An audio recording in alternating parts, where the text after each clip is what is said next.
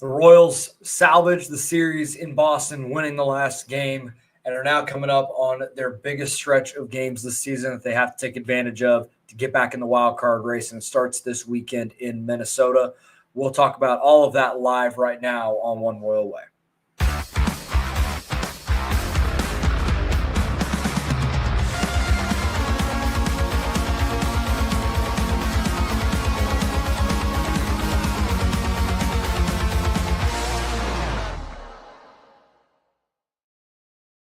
We're back at it here on Kansas City Sports Network. I'm Joel Penfield. Thank you all so much for tuning in.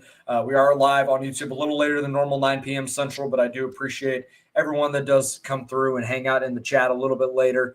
And it should be normal time on Sunday. So this isn't like a permanent shift in time for the video side. If you're on the audio side, thank you very much. Make sure to like, rate, subscribe, review on all platforms. Hit those notification bells so you know when our episodes go up. And thank you for all the support that we've gotten this season. This show, as always, brought to you by Emprise Bank, member FDIC, our partner in Possible here at Kansas City Sports Network and on this podcast. We can't thank them enough for that support they've given us over the last couple of seasons. Royals won on Wednesday night 7-3. They get one out of that series in Boston. That was kind of my hope coming into the series was, okay, you won a series against the Blue Jays, who are playing baseball about as well as anybody over the last couple of months. And then you go to Boston, who's about as red hot as you can. If you come out of that 500, I was feeling pretty good. That's what they ended up doing. They're one game below 500 right now, 57-58. And now they come up to a 9-game stretch against the Twins, who just punted their season, and then the Nationals and the White Sox, both of those series at home, where they have to make up some ground. We'll dive a little more into that on the backside of this show. At the beginning here, we'll recap the game that was last night. And in that first inning, it looked like it was going to be more of the same for Kansas City, and not in a positive way. Michael Wacha gives up a couple of runs with 2 strikes and 2 outs, a 2-run double by Romy Gonzalez. And it was kind of the story of this series for the Royals starters, where 2 strikes, 2 outs, and Royals pitchers in general, where you have a chance to get out of the inning unscathed, get out of it, and with 2 strikes, 2 outs, there's damage done. And to Michael Wacha's credit, after that, he was about as solid and rock steady as it gets, man. And that guy is just a model of consistency. And it is not super flashy. It's not high-level velocity. It's not this crazy amount of swing and miss. It's just inducing weak contact, getting out of jams, just pitching professionally, kind of like the professional at bat side of pitching, right? It's steady. And that's what this rotation needs right now. They don't have the massive upside that they had with Cole Reagans and Chris Bubich pitching at a high level, but you can still get high level pitching in different ways. And that's what Michael Wacha does. It's what Seth Lugo does. It's what Noah Cameron does. We'll see what Falter and Berger do the next time through the rotation. But Michael Wacha this year, in his last 5 starts, this has been the earned runs he's given up. 1, 1, 1, 1, 2. And he's gotten into the 5th inning in all of those starts. He's gotten into the 6th 3 times that he threw 8 innings in his most recent start before this one. It's not a lot of strikeouts. It's 98 strikeouts in 131 innings, but he's never been that guy. And he wasn't that guy last year. But you still feel like he's just going to find a way to pitch effectively. And it's not a lot of, dancing through the raindrops, too. It's a lot of weak contacts, a lot of early count outs, and he's going to pitch deep into a game. He got into the 6th in this one when you weren't sure if he was even going to get that far after that first inning. But he just continues to impress. ERA down to 3.36, and the FIP is 3.67. So it's not like there is some massive regression coming for Michael Wacha. He's just going to keep doing it. And the walks were a problem early in the season, not as much lately. That same amount of starts, those last 5 starts, 3 walks, 1 walk, no walks in his last 2 starts, with 8 strikeouts in his last 2 starts. This team has needed this. They needed somebody to really step up. They need a couple guys to step up in the absence of Reagans and Bubich. And it's one of their veterans that they signed last year and then extended to be here and be a steadying presence in this rotation. And he's continued to do that. So a huge shout out to him for being that guy so that the Royals could stay in that game and win it. On the hitting side, the biggest thing that came out of this game was the Royals making the decision to change up the lineup a little bit. Not a drastic change 1 through 9, but Jonathan India has been the leadoff hitter all year. That was what the Royals brought him to Kansas City to be, was to be that leadoff hitter, be that steadying force, that table setter for Bobby Witt Jr., Vinny Pasquantino, Salvador Perez, Michael Garcia, seemingly now. And he just hasn't been that guy this year. It hasn't worked the way. And he's been honest about that, a little more candid and honest than even I would have been in his situation. Go read Andy Rogers' recap article. They talked to India after the game. And he said, I just haven't been myself. Something's not right. I got to get it figured out. But I just want to win. And if that's what the team needs, then we'll move me down. And it's interesting. And obviously, I'm a nobody. I'm just a moron with a microphone. But on Friday, right after the Royals had acquired Mike Yastrzemski, I'm sitting around Friday afternoon. Small sample be damned, platoon that leadoff spot might feel right. Yeah, we'll see what they end up doing. But I'm sitting there Friday afternoon. You kind of throw it in neutral. You know what I'm. If you're working off job, you kind of know what I mean on a Friday afternoon. And I'm sitting there thinking about. I kind of got this idea. Well, maybe moving Jonathan India down and leading off a guy like Mike Yastrzemski, who's going to get on a 330 clip, pro at bat, that sort of thing. Maybe that could be a little bit of a steadying force at the top. And that's only against right-handed pitching. You're not going to play Yaz against lefties. He's the platoon splits for him are drastic. He had to play every day for the Giants. They're not doing that. The minute that he sees a lefty, he's getting out of the game. I mean, they did that yesterday. But to not read word for word what I tweeted out on Friday, this year in the leadoff spot, when he has been in the leadoff spot for the Giants, it was 238, 332, 395. Now, I know that's not super flashy numbers, but that's in line with his on-base percentage for the season total. And the slug is, around 400. It's a little higher than, what it has been for him. And then just hitting in the first inning this season, 240, 332, 460. That's a 782 OPS just off the top. Jonathan India in the first inning this year, so leading off games, whether first batter of the game in the top or the bottom of the inning, he's hitting 189, 255, 267. I mean, it has not been the type of guy that the Royals need early on to, create some early offense. He just has not been that.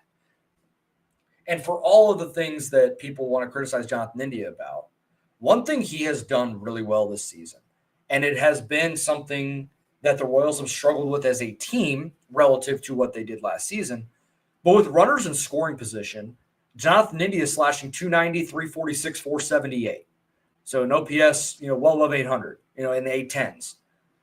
And in those situations. So you have a twofold upgrade, moving Jonathan India down to the middle of the order, that lower third, and putting Yaz in leadoff spot. You get a steadier leadoff spot to begin the game, and it allows India more chances of running from scoring position.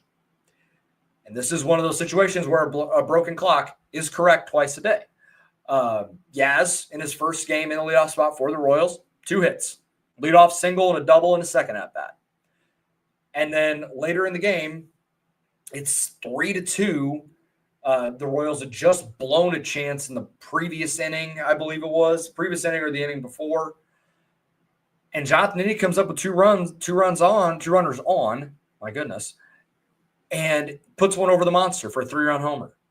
Just immediate impact to the 2 points that I brought up. And Matt Contreras said after the game, this was a matchup thing against Dustin May. We felt maybe getting a lefty in the lineup, a couple early, give him a better chance. I understand that. I think this needs to be the way moving forward. And it's not an indictment on Jonathan India. I actually think this benefits him a little bit more, gets him maybe to change his offensive goals a little bit, because I think there was a little bit of trying too hard to get on base and trying too hard to make stuff happen. That has led to some of his struggles, just kind of spinning his wheels a little bit, because his strikeout rate's the lowest of his career, but the walk rate isn't quite there, because it's like he's trying to make stuff happen. It's kind of similar to what we saw with Michael last year.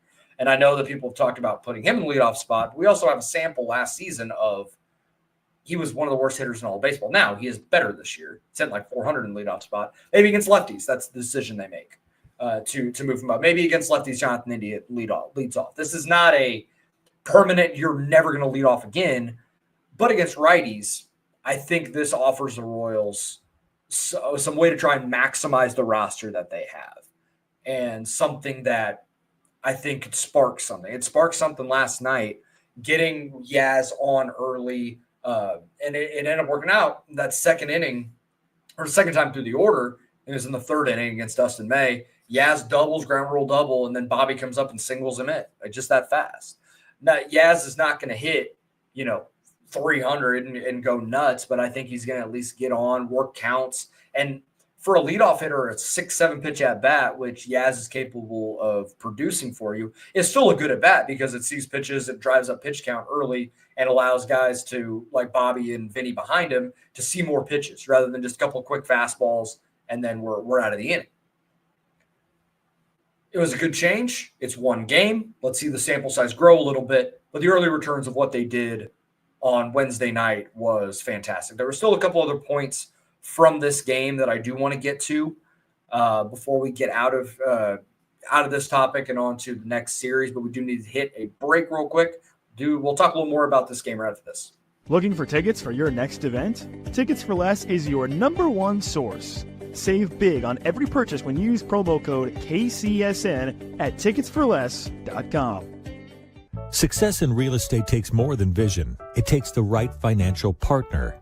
When someone takes something rundown and turns it into something great, that's called a comeback story, like Brain Group. They take distressed properties here in KC, completely rework them, and then turn them into valuable real estate. But that kind of work needs the right bank behind it. Enter Emprise Bank.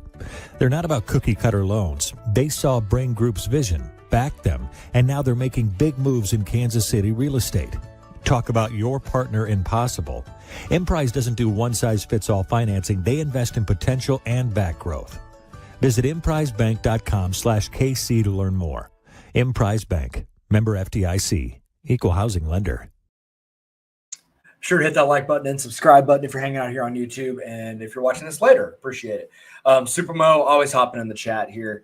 It's good managing by Q, smart clubhouse face-saving move. It's a demotion a veteran appreciates. I do think there is something about just shaking the snow globe a little bit. I talked about that early in the season when the offense was terrible and they were trying to just spin their wheels, try something. There are some times where, yes, the status quo, knowing where you're going to be in the lineup every day, knowing where you're going to play every day, there is a benefit to that, especially for like routine-oriented people. But there's also times where you got to go, you know what, we got to change things up to see if just what makes a difference, right? They did it with Mike Hill, at the beginning of the year. Like, hey, we're going to put you down in the order. But then he started hitting, and he started hitting. And it ultimately grew from there. Kevin in the chat here. Good story from Andy. Had some telling quotes from India. Sounds like he's going through and may have a hard time fitting in. Hope he's doing okay. Yeah, it was like candid in a way you just don't see from guys.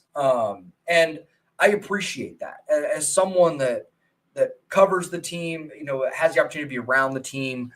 Sometimes there are guys that just give very kind of canned answers. And it's not that they're not genuine. They don't want to say too much to the media because they don't want stuff taken out of context. They don't want these crazy quotes out there. They just kind of want to play ball, do their thing.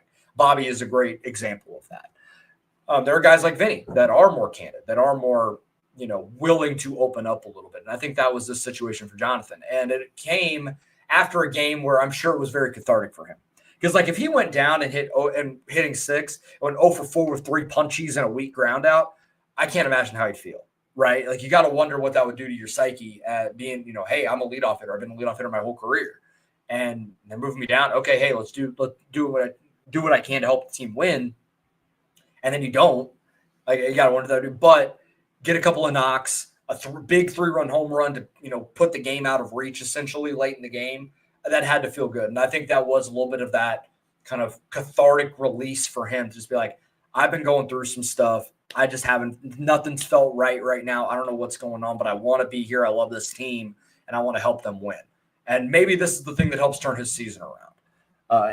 Because if he's right, I mean, that 1 through 6 is really good. And even with him leading off and Yaz in 6, it's still a good, still a good 1 through 6, especially with the true platoon you have with Yaz and Randall Grichuk, because they brought in the Red Sox brought in a lefty, and it was like, nope, yeah, Grichuk get out there, and he smoked the ball. Duran just made a good play in center. So we're going to see that play. That's going to be a significant part of this as we go forward. But it was good to see for India. I'm happy for him. He's a good dude. He's always got a smile on his face. He's got a good personality, and I'm hoping that this is something that really gets him going over these last 2 months. There was one more thing from this game that I thought was super interesting, and ultimately it didn't end up mattering because the India home run kind of made it go away for the most part. But in that, I can't remember the inning as I'm going through it. I want to say it was the 5th. Let me get this here. Yes, it was the 6th inning. My apologies. Okay, here's another point from Desert Fan before we get out of here. This is why I love you guys doing this. I think India had a difficult time getting comfortable with the Royals' want to expect from him. I really thought his gap-to-gap power would play well, and it hasn't. Yeah, like that was something he talked about early.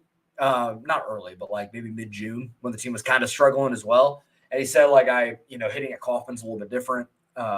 Obviously, the ballpark playing from like it did with, a Great American Ballpark, pull-side homers are, raring to go. He's been a 15 to 20 homer guy most of his career, and this year he may not crack 10. I related this, and I talked about this a few weeks ago with Jason Anderson and Sherlock Holmes on the Zone. And I wish I'd brought it here, but I didn't. It was kind of a spur of the moment thing over there, where I talked about the first year with Andrew Benintendi when he came over from Boston, and his, he had that year where he, kind of got jacked and he tried to be a big time homer guy when he was really just kind of a doubles hitter and a more contact oriented guy. Comes to Kansas City, and I think he hit 17 homers that first year. Let me pull up the slash that year, if you give me just a moment, as I'm thinking of this just kind of offhanded here. So Benintendi's first year, he hit 17 homers, slash 276, 324, 442, which was he was fine. But I thought he was going to be like a 40 double guy, and maybe hit 10 to 15. And he kind of calmed his approach a little bit, and it just became a contact machine. And before they traded him to the Yankees in 22, he was an all-star for the first and only time in his career, and slashed 304, 373, 399. He had 23 doubles, or he had 14 doubles in 93 games, only 3 homers. But I think he changed it up a little bit. He was walking a little bit more. He actually walked more that year than he did in 21. In 90, he had 93 games in Kansas City that year. In 134 games, he had 36 walks. He was striking out at a way less clip. Like, I wonder if maybe just taking another year to just like kind of figure Kauffman Stadium out a little bit more. Maybe that is something that Jonathan India is going to, it'll help him. And just go, look, man, I may run into 8 to 10 homers, but I'm going to hit 35 or 40 doubles and just play to the gaps and not worry about trying to be a home run threat like I was with the Reds in a much different ballpark. Supermo, does Lorenzen immediately take Falter's spot if he has another rough outing, or does he get another turn? I think they're going to give him probably another turn. Depends on what your definition of rough start is. Like, if he goes out and it's another 6-7 spot in 4 innings, and yeah, like I don't think you can do that. But if it's like 6 innings, 4 runs, 2 walks, 4 strikeouts, like I think they're gonna, like, as long as there's some like market improvement kind of start, I think we're gonna be okay. I think Falter just kind of ran into a buzzsaw. Like, that was a lineup that was banging the ball all over the place. First start for a new team, just kind of a perfect storm where it just wasn't going to go well. I think Lorenzen's ability to be a swing guy actually does benefit the Royals quite a bit. It may take some innings away from whoever you don't trust in the bullpen, right? I'll let you guys leave that up to your own interpretations, because I know that talking about the bullpen is really tough for people. certain sections of the fan base. Back to what I wanted to get back to, though, but hey, I do appreciate everyone leaving their thoughts out there. It helps me as well. But there was one more thing from this game that I thought was interesting, and I did not expect to spend 20 minutes on one game, but here we are. 6th inning, the lefty reliever, whose name escapes me for the Red Sox, had no idea where the ball was going. He hits India, and then Rave comes up trying to bunt. Ball goes, arm side sprays in on him, hits his jersey. Look, it didn't hit him in the oblique. So then it's 1st and 2nd, nobody out. Kyle Isbell comes up. And what have we seen Kyle Isbell do 1st and 2nd, nobody out? It's almost like a college automatic play that guys run. 1st and 2nd, nobody out, we're going to bunt the runners over. And Isbell's been very good at doing that for the majority of his career, majority of this season. That has helped his offensive profile a lot of just not trying to do too much. I'm just going to lay this down, sack bunt, move the runners, get it back to the top of the order. Like knowing your job as a 9-hitter. He's also 8 for his last 18 and was great in Toronto and was great in the first couple of games of this series. It was solid in the first couple of games of this series and had a hit earlier in the game as well. The 2-run single to put the Royals on top in the 4th inning. And he really tries to get the bunt down. And the guy had he was just kind of like waving at it, trying to make it happen. He ends up fouling strike 3, and he's out. No runners. So with nobody out, you then don't get the bunt down. You don't move the runners, and you're out. That's where this is a multifaceted thing. And again, people just want to jump to blame the manager because it's the easiest thing for them to go to in their brain. There's a lot of autonomy given to guys, especially guys with these skill sets. Like they probably let Kyle Isbell make that decision, right? But I think at a certain point, you do have to step into the player and go, all right, hey, swing away. Hey, it's 1-2. Let's or I think it got to 2-1, and then 2-2. He missed it, and it's like, okay, now just swing away. Like we don't have to be so hard headed here to try and get the bunt down. And eventually, he doesn't get it down, and he's out. And that's one where it's not like I'm not saying that Hugh needed to tell Isbell, okay, just swing away here. Like, it could have all worked out because they had the lefty on the mound. They were bringing Grichuk in. Like, yeah, it was and Desert Fan, you're correct. Like, it was one of the first times he didn't get the bunt down. Didn't mind the first 2, but not for strike 3. I think he either needs to get his mind off autopilot and just go swing, or the manager, if you can tell the guy's still in bunt mode, that's where the manager needs to step in. And that's not me saying that Q is just sitting back with his arms folded like he doesn't know what's going on. But I do think there is a certain independence that this coaching staff gives these players. And I think that's one of those. Like Bobby, Michael, Tolbert, they got green lights to go steal bases, right? It's one of those where like, hey, you got to agree. Hey, if you're in an advantageous count, go steal. With Isbell, you get a couple guys on, you go lay down the bunt. Like if you feel like that's what you need to do for the team, then go do it. But that's one where I think they needed to step in and call it off. Kill the bunt, just go swing away. And if you hit a sharp ground ball to second baseman, roll 2, okay. Like it is what it is. You hit the ball hard, you put it in play, and the results didn't go in your favor. And then ultimately it didn't matter. Like I think this would be a much bigger story at this point if the Royals either lost or it was a 3-2 game that we had to sweat out. Instead it's 7-3, and it's more of a moot point. Just something I wanted to talk about just to kind of lay my opinion out there. Anyone have any? Yeah, I agree. Next time the law's got to be not with 2 strikes. I mean, that's a general like baseball thing. Like try and get the bunt down. Okay, 2 strikes. All right, let's just hit. But I think it's one of those as well. Like Kyle Isbell's so good at getting the bunt down that even with 2 strikes, I'm like, I don't love it, but there's a good shot. He's probably still going to get this down. And he pushed the foul. Is what it is. Ultimately, a moot point now because they won the game and played pretty well. Now we head. He's done it before, but yeah, like I don't want to see him do it again. I don't think that's something that's not a direction we need to go down. Now we get to, thank you for letting me ramble about one game for 25 minutes. That's why I love doing this show. Now we head to the biggest series of the season thus far. And I know I said that last week, but every series is going to be the biggest series because of the way where the Royals are at in the wild card, where they need to get to. Because as it stands right now, just for wild card standing update, the three teams that hold the wild card spots are the Red Sox, the Mariners, and the Yankees. The Yankees are in that third spot. Cleveland is a game and a half behind. They've all of a sudden decided to start winning games again. They're 7-3 in their last 10 with a negative 23 run differential. So I wonder if that'll even out over time.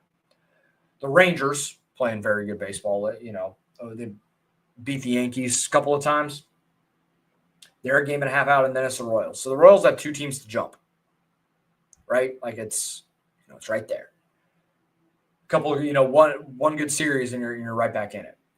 This is a stretch of games that is part of that thing where we talked about, hey, the Royals have the second easiest schedule in the second half. This is where that comes into play. You got 3 against the Twins at Target Field. You come back home, you got the Nationals, who are not good. They are, just for anyone that maybe wanted to know, they're 45-69. They're 3-7 in their last 10, and they have a negative 148 run differential. They're not there. They have talent. They're not there yet. Like James Wood is awesome. I think Mackenzie Gore is really good. But that whole, as a team, they are not there yet. By the way, just for anyone that wanted to know, that's not even close. Like the Rockies are 30-84 with a negative 316 run differential. That is a crazy number. I digress. Your pitching matchups this weekend, and of course, and it's so funny how this works, right? How the Royals, this is like must-win territory against a team that is not very good and is kind of given up on the year. Seth Lugo on the mound. Okay, feel good there. And it's Joe freaking Ryan on the mound for the Twins. Joe Ryan kills this team. I'm going to go get his numbers, but it just somehow, if his ERA is above 2.5 against the Royals, I'm going to be legitimately shocked.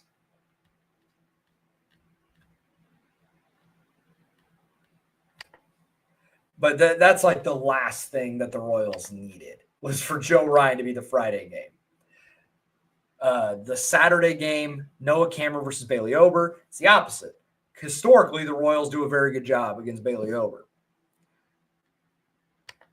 And then Sunday, it's going to be Ryan Berger. It's still TBD for the Twins. Superman might have it. I just want to confirm this on Baseball Reference. Sometimes Stat Muse can be kind of weird. So I just want to make sure that is correct. Yeah.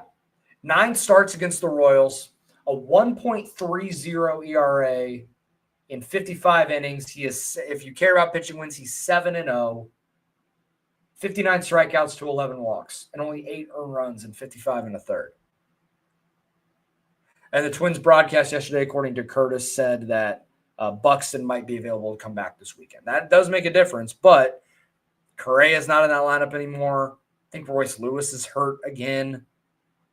There's just not a lot else there. So it'd be Buxton and the island of misfit toys. Because they traded Ty France, who we just saw in Toronto.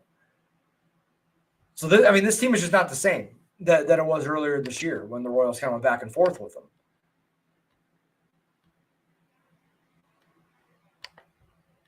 So, we'll see, what ends up happening, how they handle it. But this is where it's gut check time, because how many other opportunities are you going to have to really take advantage of playing bad teams? If you play 9 in a row, this is where, and it may be overly optimistic given what we've seen from this team sometimes this year and stuff, but this team needs to go 6-3 at worst in this stretch. That has to be the bare minimum of what they're able to accomplish is 6-3. At that point, you're 63-61, depending on what the rest of this the teams above you do. You may be able to gain a couple of games. Let's see who the wild card opponents are playing. So the Guardians playing the White Sox. You're not going to make up games there. The Rangers are playing the Phillies. That is helpful. You're 2.5 behind them. Depending how that goes, even though it's in Texas, that could end up being advantageous. The Yankees are they're playing Houston, and the Yankees are in a rough spot right now. Not playing good baseball. That super pen that they bought at the deadline has been terrible in their first couple of outings. Devin Williams, even, part of it has been bad. I'm not going to worry about the Red Sox and the Mariners. They're kind of in a different conversation at this point because those two teams are secure in those spots. But we'll see what the Royals can do. If they win a couple of these, we'll see. And yeah, Curtis said it. My hope Friday is Lugo does this thing by keeping the game close, let the Royals rough up on the Twins bullpen. The Twins bullpen is not the same. I don't know if anybody, if you maybe didn't know, because I know I mentioned that they kind of nuked their roster. They traded 10 guys off their active roster.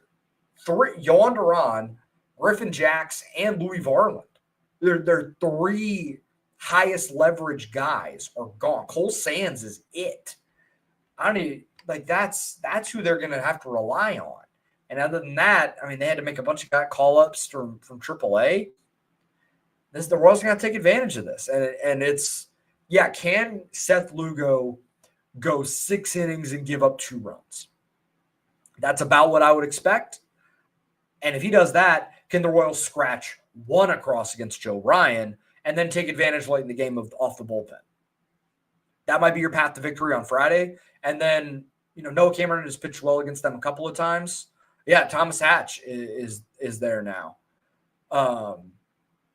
And we'll see what this team has in them. And this is kind of the gut check time. And I said it earlier this year when they were in that really rough patch, what are you made of? This is part of it too. It was how badly do you want to salvage your season back in June? And now in August, it's how bad do you want to make the playoffs again and not fall short, not take a step backwards? And I think this team has the right mentality. We'll see if maybe Wednesday was a jumping off point with a right-handed pitcher on the mound. I'd imagine they're going to go Yaz leading off, let India hit below, lower in the order at 5-6, and we'll see where it ends up happening. But I'm excited. The moves they made at the deadline, the buy-in that they got makes me believe that they believe, right? And I know that may sound dumb, but it excites me that we're going to have competitive baseball for the next 2 months. But this 9-game stretch is going to tell us a lot. If they come out of this and they're 5-4 or 4-5, and they just kind of sleepwalk through it, we're going to have a very different conversation next Sunday. Not this coming Sunday, but next Sunday. Oh, thank you, Curtis, for this. Just a reminder, the Sunday's game is at noon on Roku Sports. I did not know that. Feel like that's something I should know, but did I know? Absolutely not. So thank you for that. We'll be back on Sunday night. We will recap Twin Series. Hopefully we're talking about some good stuff and not what just happened and where do we go from here before the Nats come to town. And let's have some fun, win some baseball games. Cheers to everybody hanging out. Toast game to Jonathan India for hitting that big 3-run home run over the Monster to help secure the win. Appreciate everybody. And we will be back Sunday night. Take care, everyone. Enjoy your weekend. Go Royals.